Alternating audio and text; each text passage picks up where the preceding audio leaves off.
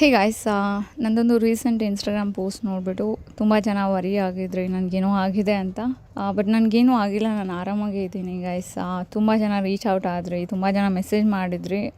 ನನಗೆ ಆಲ್ಮೋಸ್ಟ್ 1000 ಮೇಲೆ ಮೆಸೇಜಸ್ ಬಂದಿತ್ತು.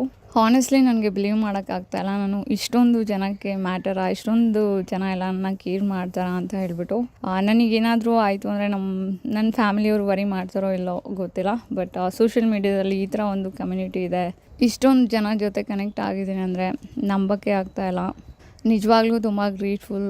ನಿಮ್ಮ ಒಂದೊಂದು ಮೆಸೇಜಸ್ಗೂ, ಒಂದೊಂದು ಪ್ರೇಯರ್ಗೂ, ನಿಮ್ಮೆಲ್ಲ ಸಪೋರ್ಟ್ಗೂ ಮತ್ತು ಕೈಂಡ್ನೆಸ್ಗೂ ಎಷ್ಟು ಗ್ರೇಟ್ಫುಲ್ ಅಂತ ಹೇಳಿದ್ರೆ ಎಕ್ಸ್ಪ್ರೆಸ್ ಮಾಡೋಕ್ಕಾಗ್ತಾಯಿಲ್ಲ. Thank you. ಆಯಿತಾ, ನಂದು ಇನ್ಸ್ಟಾಗ್ರಾಮ್ ಪೋಸ್ಟ್ ರೀಸನ್ ಬಂದುಬಿಟ್ಟು ಇತ್ತೀಚೆಗೆ ನನಗೆ ಚೆಸ್ಟ್ ಪೇಯ್ನ್ ಬರ್ತಾಯಿತ್ತು ಆಲ್ಮೋಸ್ಟ್ ಎವ್ರಿ ಡೇ. ಹಾಸ್ಪಿಟ್ಲಿಗೆ ಹೋದರೆ ECG ಮಾಡ್ತಾಯಿದ್ರು, ನಾರ್ಮಲ್ ಬರ್ತಾಯಿತ್ತು. ಅಗೇನ್ ಅದೇ ಆ್ಯಂಗ್ಸೈಟಿಗೆ ಮತ್ತು ನನಗೆ ಇವಾಗಿರೋ ಹೆಲ್ತ್ ಇಶ್ಯೂಸ್ಗೆ ಆ ಥರ ಆಗ್ತಿದೆ ಅಂತ ಹೇಳ್ತಾಯಿದ್ರು. ಬಟ್ ಆದರೂ ಯಾವಾಗ್ಲೂ ಅದೇ ರೀಸನ್ಗೆ ಆಗಿರುತ್ತೆ ಅಂತ ಹೇಳೋಕ್ಕಾಗಲ್ಲ ಗೈಸ್.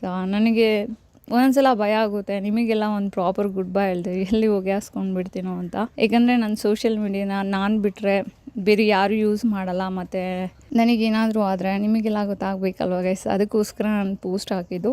ಇವಾಗ ನಾನು ಆರಾಮಾಗೇ ಇದ್ದೀನಿ ಮತ್ತು ವಿಡಿಯೋಸು ಪೋಸ್ಟ್ ಮಾಡ್ತೀನಿ. ಬಟ್ ಇನ್ ಕೇಸ್ ನಾನೇನಾದರೂ 2 ವಾರ 3 ವಾರ ಎಲ್ಲ ವಿಡಿಯೋಸ್ ಪೋಸ್ಟ್ ಮಾಡಿಲ್ಲ ಅಂದರೆ ಅವಾಗ ನೀವು ಅಂದ್ಕೊಳ್ಬೇಕು I am no longer alive ಅಂತ. ನನಗೆ ಗೊತ್ತು ಇದೊಂಥರ ಸಿಲ್ಲಿ ಅನಿಸುತ್ತೆ, ಬಟ್ ನಾಳೆ ಏನಾಗುತ್ತೆ ಅಂತ ಹೇಳೋಕ್ಕಾಗಲ್ಲ ಅಲ್ವ ಗೈಸ್. ಏಕೆಂದರೆ ನನ್ನ ಹೆಲ್ತ್ ಕಂಡೀಷನ್ ಅಷ್ಟೊಂದು ಸರಿ ಇಲ್ಲ, ಅದಕ್ಕೋಸ್ಕರ. ಆಯಿತಾ, ಅಷ್ಟೇ ಗಾಯ್ಸ್, ಬಾಯ್.